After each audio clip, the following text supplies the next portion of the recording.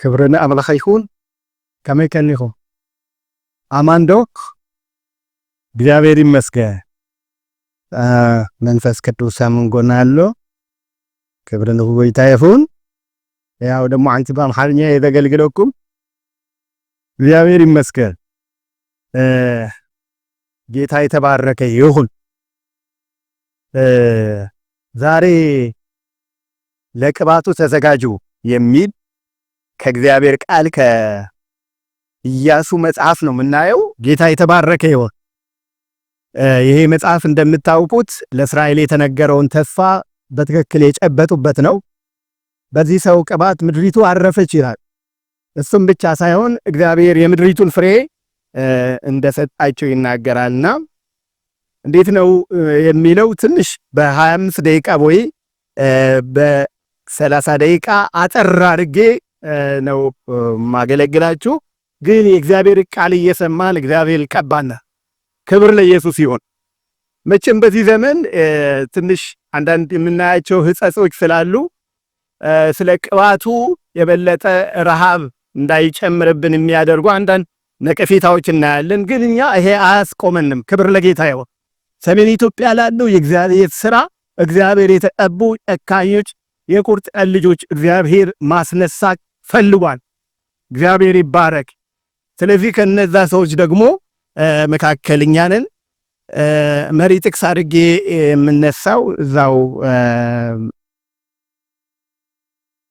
መጽሐፈ ኢያሱ ሆኖ ግን የመጨረሻው የዘዳግም ምዕራፍ 34ን ቁጥር 9ን አነባለሁ።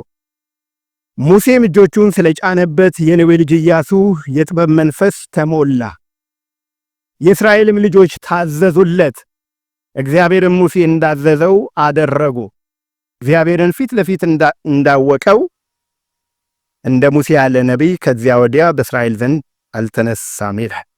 ቁጥር 1 ኢያሱ እንዲህም ሆነ የእግዚአብሔር ባሪያ ሙሴ ከሞተ በኋላ እግዚአብሔር የሙሴን አገልጋይ የነዌን ልጅ ኢያሱን እንዲህ ብሎ ተናገረው። ባሪያዬ ሙሴ ሙቷል። አሁንም አንተ ይህን ሕዝብ ሁሉ ተነስታችሁ ለእስራኤል ልጆች ወደምሰጣቸው ምድር ይህን ዮርዳኖስን ተሻገሩ ይላል። ጌታ የተባረከ ይሁን። እንደምታውቁት አሁን ዘመናችን ላይ ያለው ነገር በጣም አስፈላጊው ነገርና ኢምፖርታንት ነው ብዬ ነው የማስበው። የግድ እግዚአብሔር እኔና እናንተን ሊቀባን ያስፈልጋል። ጌታ የተባረከ ይሁን። መቼም ብዙ ክርክሮች፣ ጭቅጭቆች አሉ። ቅባት ምንድነው ምናምን የሚሉ ግን እንዲሁ ድብዬ አጠር ያለ ነገር ልንገራችሁና መቀባት ማለት ለእግዚአብሔር የተቀደሰ ስራ መለየት ማለት ነው። ክብር ለጌታ ይሁን። ስፔሻል ለሆነ ዩኒክ ለሆነ ለእግዚአብሔር ስራ መለየት ማለት ነው። በጥንት የእስራኤል እረኞች በጎቻቸውን ሲጠብቁ ተባይ ያስቸግራቸው ስለነበረ ስስ ፓርታቸው ላይ ደቂቃ ያደርጉባቸው ነበርና እነዛ መዥገሮች ወይ እንስሳቶች እነሱን መዥገር ሊያጠቃቸው ፊት ላያቸው ላይ ካለው ቅባት የተነሳ ምን ያደርጋል? ይንሸራተት የነበረና በቃ መቀባት ማለት መሸከን ማለት ነው፣ መጋረድ ማለት። እግዚአብሔር የተባረከ ይሁን። ግን ሐዋርያው ጴጥሮስ ወደ ቆርኔሌዎስ ቤት በገባ ግን የመጀመሪያ ነገር ያለው እግዚአብሔር ኢየሱስ ክርስቶስን በመንፈስ ቅዱስ በኃይል ቀባው። ከዛ በኋላ በአጋንንት የታሰሩትን ነፃ እያወጣ ዶረ የታመሙትን እየፈወሰ ዶረ ይላልና ኢየሱስ ክርስቶስም አገልግሎት ጀመር። የጌታ መንፈስ በእኔ ላይ ነው፣ የእግዚአብሔር መንፈስ ቀብቶኛል ካለ በኋላ የተቀባ ሰው በሕይወቱ ውስጥ የሚገለጡ ነገሮች ይዘረዝራል። የታሰሩትን ነፃ አወጣ ዘንድ በቢዞን ያስስን ውጡትን እያለ ይናገራል። ዮሐንስ መልእክትም ላይ ስታየው እኛ ተቀብተናል እያለ ነው የሚናገር። እንዲሁ አዲስ ኪዳንም ላይ በሰፊውና ጌታ የተባረከ ይሁን። እንግዲህ የኢያሱን መጽሐፍ ስናይ በጣም በስኬት የተሞላ ነው። እንዲሁም ምዕራፉ መጨረሻ ከምዕራፍ 1 ላይ ሲናገር እግዚአብሔር ለእስራኤል ከተናገረው ነገር ሁሉ አንድ ቃል እንኳን በምድር ላይ አልወደቀም። እግዚአብሔር የተናገረውን ፈጸመ እንጂ አንድም አልቀረም እያለ ይናገራል። ጌታ የተባረከ ይሁን። ስለዚህ የኢያሱ ዘመን የስኬት ዘመን እንደሆነ ሁላችን እናውቃለን። ኢያሱ እንግዲህ በጣም ፍርሃት ነበረው። ለምንድን ነው የፈራው ብላችሁ ካሰቡ ሙሴ አገልግሎቱን በጣም እንደምታውቁት ከዛ በፊት ከዛ በኋላ ተብሎ መጽሐፍ ቅዱስ ተናግሯል።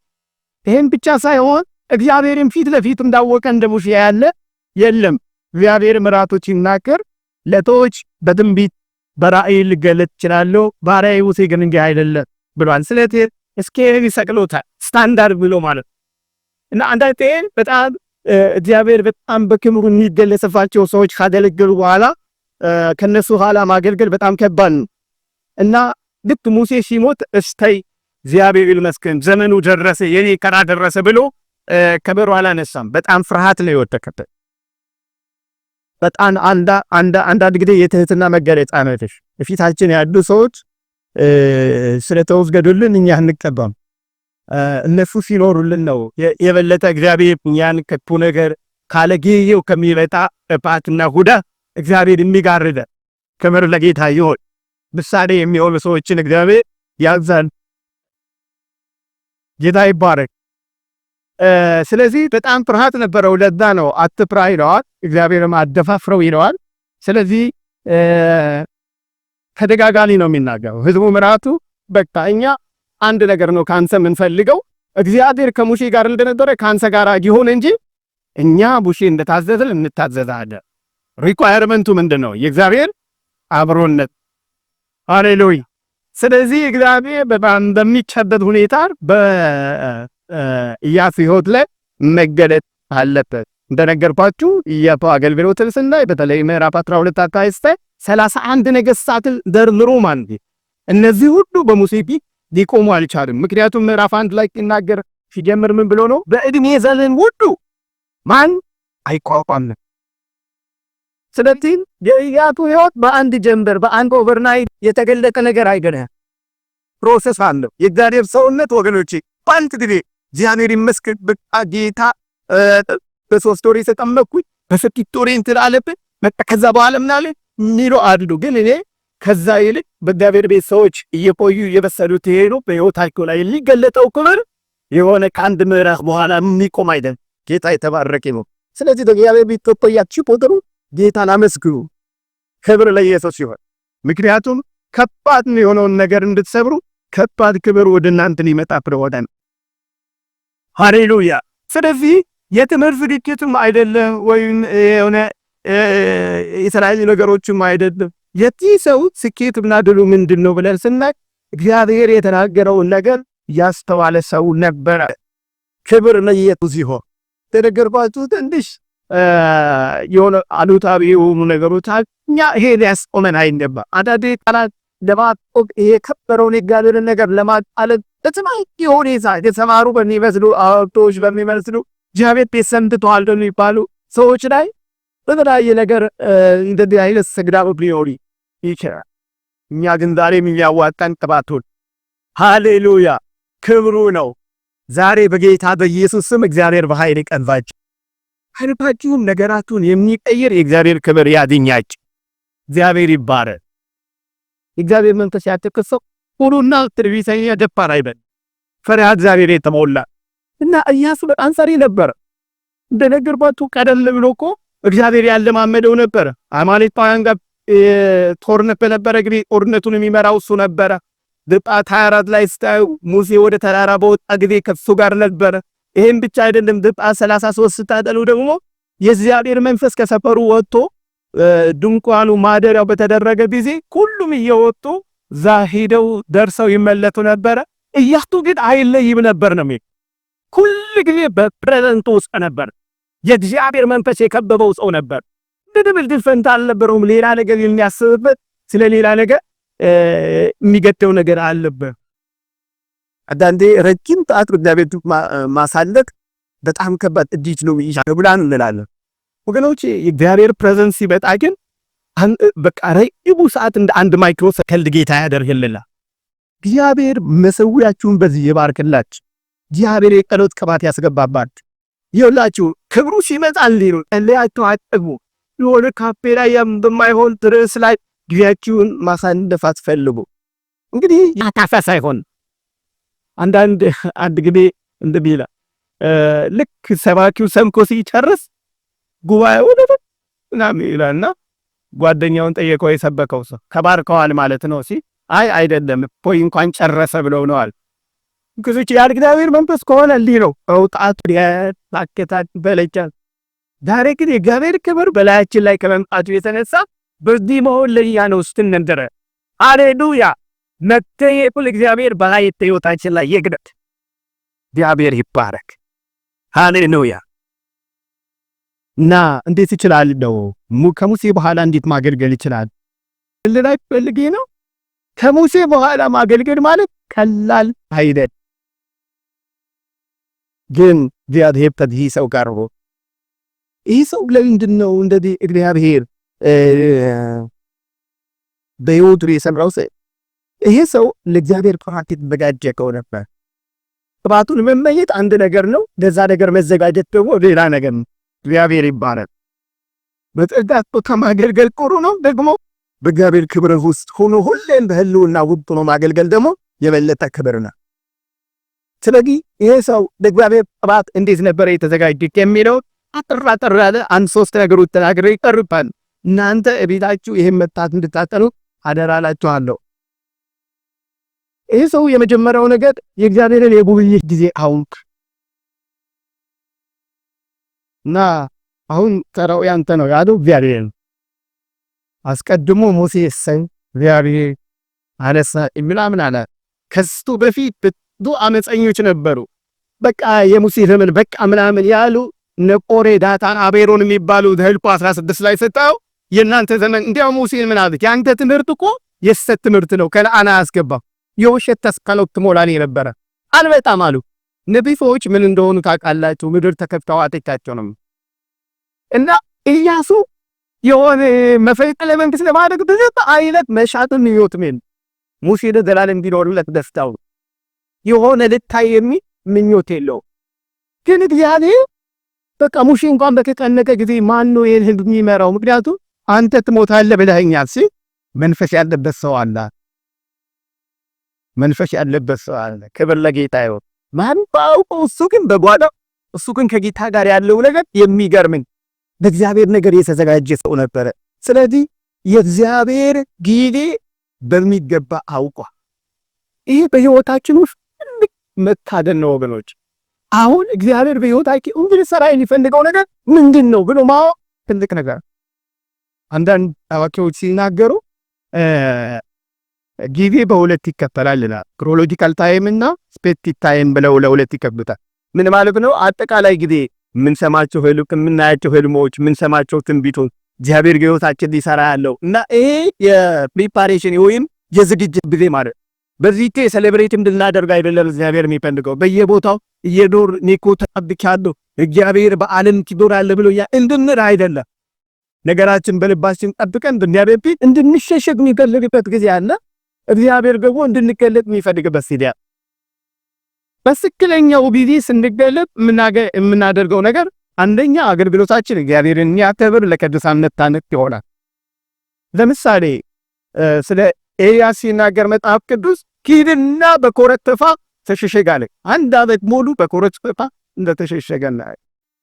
ከዛ ደግሞ አንድ መበለት አዘጋጅቻለሁ ብሎ ወደ ሲዶና ሰራፕታ የምትባል ቦታ ሄደ። እዛ ደግሞ 2 ዓመት 3 ዓመት ማለት ነው እዛ ቦታ ላይ ተቀመጠ እና እዛ ቦታ ላይ ሆኖ አስገራቂ የሆኑ እግዚአብሔር ነገሮች ህይወቱ ይጋደጥ ነው። ቦታን ሁሉ ይነቱ ነበር የዛች መበለቱን ጨምሮ ማለት እና ያኔ የሚመስል ማይክ የሆነ እግዚአብሔር ጥራት ይዞ የሆነ ቦታ የተደበቀ ይመስላል። ወገኖች ጋር ለከር አንዳንዴ የሚያረጅብን ይመስላል። በቃ ምን እነዚህ ሰዎች ምናምን እንላለን። ኖ እግዚአብሔር ነገር አያረጅ፣ ክብር ለጌታ ይሁን። ሃሌሉያ። እና እግዚአብሔር ተደረቅ ሲለውን ሲገለጥ ሰማይ ተከፈተ። ዛሬ በሕይወታችን የሚያስፈልገን ይሄ ወገኖች ተደበቁ ሲለን እንገለጥ፣ ተገለጡ ሲለን እንተደምድል ከሆነ በሕይወታችን ግራ የተጋባ የተምታታበት ነው። ዛሬ እግዚአብሔር ከዚህ ይጠብቅ። በዚህ ወቅት እኔ ምንድነው እንድሰራ የሚፈልገው ማድረግ የሚገባንን ነገር እንድናደርግ እግዚአብሔር አይናችንን ይክፈተን። የእግዚአብሔር እንግዲህ ለይተን እንድናው ጌታ ይርዳ። ክብር ለኢየሱስ ይሁን። ሁለተኛው መለኮታዊ መልእክት። ይሄ ደግሞ በሕይወታችን ውስጥ ወሳኝ ነገር ነው። የእግዚአብሔር እንግዲህ አንድ ነገር ነው። ሁለተኛ ደግሞ በአገልግሎታችን ውስጥ በጣም ሕይወታችንን የእግዚአብሔር ቅባት በሙላት በሕይወታችን ውስጥ እንዲሰራ የሚያደርገው በኢያሱ መጽሐፍ ላይ ስናል ኢያሱ ለሚያደርጋቸው ነገሮች ሁሉ ከእግዚአብሔር ዘንድ ምሪት ነበረው። እግዚአብሔር ይባረክ። ክብር ለኢየሱስ። አንድ አባባል አለ አይደል? ምሪት ከሌለ ምሬት ነው የሚሆነው ይባል። ኢያሱ የሚያደርጋቸውን ነገሮች ሁሉ ሙሴ ያደረጋቸውና አይደለም ቀጥታ ያደረገው። ሙሴ በተዘርግቶ ነው ባህር የከፈለው። እሱ ግን እግዚአብሔር የተናገረው የካህናት እግሮች ዮርዳኖስን ይርገጹ ነው። ይህም ብቻ አይደለም፣ ወደ ኢያሪኮ 2 ሰዎች ልኮ እንዲህ ነገሮችን ማድረግ እንዳለ በእያንዳንዱ በሚሰራቸው ነገሮች ሁሉ የእግዚአብሔርን ምሪት ያገኝ ነበር። አያችሁት? ይሄ ነው ለእግዚአብሔር ቅባት መጠንቀቅ ማለት። በእያንዳንዱ ብድግ ብለን የፈለግነውን ነገር የምናደርግ፣ ብድግ ብለን የፈለግነው ቤት የምንሄድ፣ ብድግ ብለን በልባችን የሞላውን ነገር ማድረግ አይደለም ያለን። አንዳንዴ እግዚአብሔር ፍቃድ የሚመስሉ ለኛ የሚመስሉን ግን ያልሆኑ በእኛ ሊሰሩ የማይገባቸው ነገር ልንሰራ እንመስላለን። ቢላቸው ዳዊት እኮ እንደዛ ብሏል። እኔ በዝግባ ቤት እየኖርክ እንዴት እግዚአብሔር በድንኳን ይኖራል ብሎ ነበር። እና ናታንም ተሸነፈ። የሚገርም ሰው የራሱን ምቾት ይፈልጋል፣ እሱ ግን ለእግዚአብሔር ይገደዋል ብሎ በቃ እግዚአብሔር በልብ ያለውን አድርጋ እግዚአብሔር ደግሞ ነው አረ ባንተ መስራት የምፈልገው ነገር አለ ብሎ እግዚአብሔር ተናገረው። ዳዊት ገርስ በሆነ በቃ አለ። አያችሁ ምሪት ታገኘን ያ ካልሆነ ኪሳራ እንድናለን ማለት ነው። ክብር ለጌታ ይሁን። ስለዚህ ጊዜውን ካወቅን በኋላ እንዴት ተስራ ምን ላድርግ ብሎ ምሪት መቀበል በጣም ትልቅ ነገር ነው። እግዚአብሔር ይምራችሁ ወገኖች። እግዚአብሔር የመራው ሰው ኪሳራ የለበት።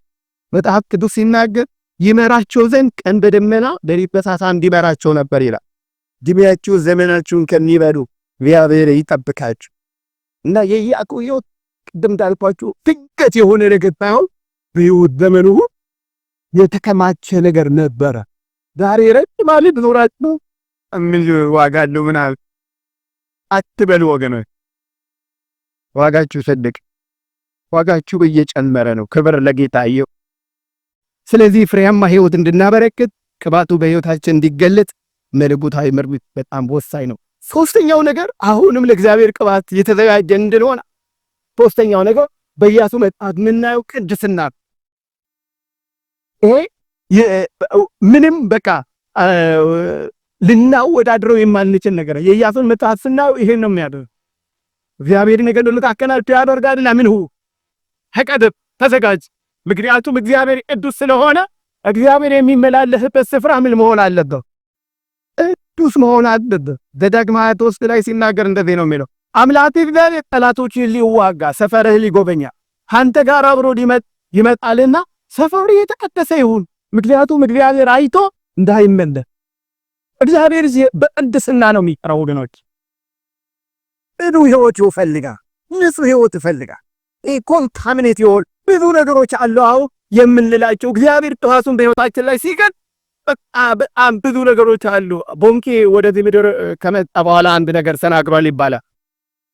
ኢትዮጵያ ውስጥ ታላቅ ስባት ነው የሚወርደው። በጣም ብዙዎች ለእግዚአብሔር ወጣቶችን ይቀባል። በጣም ኃያላን ይነሳሉ። ግን ብዙዎች በልዋይ ስከር ይያዛሉ። ብዙዎች በተለያየ ነገር ይያዛሉ። አሁን የሚነቀፉ ሰዎች እግዚአብሔር ቅባት ስለሌለባቸው አይደለም። ግን ጠላት ምንድን ነው የሚያደርግ? ጉለሳቸውን ያይና የሆነ በቃ በጊዜ ወረት ካሊያስኪ ይላቸዋል። አያችሁ የከበረውን ነገር ያስቀላል ማለት ከማሰሙ የከበረ ነገር ነው። ዝም ብሎ ለማለት የሚመጣ አይደለም። እንደነገርኳችሁ ቅባቱ የሚጠይቀው ዋጋ አለ። ለዛ ነገር ጨካኝ የሆኑ ሰዎች እግዚአብሔር ይካል። ክብር ለኢየሱስ። የተሳከመ ቅባቱ በፊት እኮ ኤልያስ ጋር እኮ አብሮ ያብላቴና ነበረ። ትቪላቱ እንደሆነ ውሃም ቢያፈስ ነበረ። ሂድና እስኪ እንትኑን እያለው 7 ጊዜ ግን እሷን ተቀባም። በኢያሪኮ እኮ ብዙ ነቢያቶች ነበሩ። በቤቴልሔም ብዙ ነቢያቶች ነበሩ። ኢንሳን ለምንድን ነው እንደዚህ ያደረገው? እንካፈጥቦይካ ምን በውስጡ ያለ ረሃብ የሚነደው ነገር ይሄ ነው። እግዚአብሔር ቀብቶኝ ቤት ሰርቼ አይደለም የሱ ረሃብ ምንድን ነው የምትሻው? ባንተ ላይ ያለው መንፈስ በእሰባለ አስቸጋሪ ነገር ተይመጣላ እና ላይ ደግሞ ባልሷ አስቸጋሪ ነው ማለት ነው። ለዚህ እኮ ጥቂት ሰዎች ላይ የተቀቡት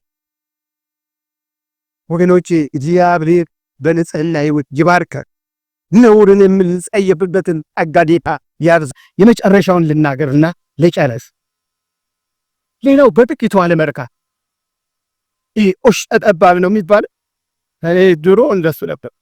እግዚአብሔር ከአገልጋይ ካደረገኝ ኮት ከገዛልኝ ብዬ አስብልኝ እና አባባን በትንሽ ነገር አንርካ፣ አንወሰን። ሃሌሉያ። የማነው ጸሎት የአቤት ክርስቶስ መባረክን ባርከኝ፣ ሀገሬን አሳው፣ እጅ ከኔ ጋር ስትሆን ከክፋት ጠብቀኝ እያለ ሊጸልይ ነበር። እግዚአብሔር ወደ ሰፊ ስፍራ ያውጣኝ። ወገኖቼ ሰፊ አስተሳሰብ ይኖራል። የሆነ ጠብ ያለ የሆነ መንደር ነገር ብቻ እንዳንቀ እግዚአብሔር ሰፊ የሆነ ነገር ጌታ ዛሬ ውስጣችን ያስገባ። በቃ ማለት የዛሬ ዓመት ይገርማል። ልክ ስቆ አጋንም አይደለም እንዴ አይተየለ እንዴ ምናምን አንበት ዛሬ መንፈስ ቅዱስ በኃይል ይሰራ። አንተ ለዛሬ 2 ዓመት እንደዚህ አይነት መልእክታም ስከላለፈ ብለን አንቁ። ዛሬም እግዚአብሔር የሚያስገርም ነገር ያደርጋል። ጌታ የተባረከ። በየህይወት ውስጥ የነበረው ነገር እንደዚህ ነው፣ እየጨመረ የሚሄድ ነገር ነው። መጽሐፍ ቅዱስ ላይ ተደጋጋሚ ቅባት የተቀባ ሰው አንድ ሰው ነው። መጽሐፍ ቅዱስ ሲናገር ዳዊት 3 ጊዜ የተቀባ ሰው ሌላ መጽሐፍ ቅዱስ ላይ ያጣ ምንድነው የሆኑ ብላ አጥሩትማ በመጀመሪያው ቅባት ምንድነው በሕይወት ያደረገው? ሁለተኛው ቢቀባ ምንድነው በዳዊት ሕይወት ውስጥ የተከናወነ? በሶስተኛው ቅባት ምንድነው የሆኑ ብላ አጥተው። ወገኖቼ ዛሬ ለቅባቱ እንድንዘጋጅ ዳይፈቀ አጭ ጸሎት እንያነ ጌታ ይባረክ። ሃሌሉያ። እግዚአብሔር ዛሬ በመድፈዱ ይነካና በኃይሉ ይጎበኛል። በቤታችሁ ናችሁ ቢሆን በየትኛው ስፍራ እግዚአብሔር የእናንተን ታሪክ ይቀይራል። ቅዱስ እግዚአብሔር አምላካችን እናመሰግናለን። ዛሬ ተረዳን ተጠንተን አንተ ፈልገን በፊት አለ በጌታ በኢየሱስ ክርስቶስ መንፈስ እንድታገኝ በትሳት እንድትነካ እግዚአብሔር አባቶቻችን ባገኘበት ብርሃን እንድታደርግ በጌታ በኢየሱስ ስም እንጸልያለን። የምድሪቱ ላይ ያለውን ዓለም የሚያስቆም ያንተ ክብር፣ ያንተ ጸጋ፣ ያንተ ኃይል በሕይወታችን ላይ እንዲገለጥ በጌታ በኢየሱስ ስም እንጸልያለን።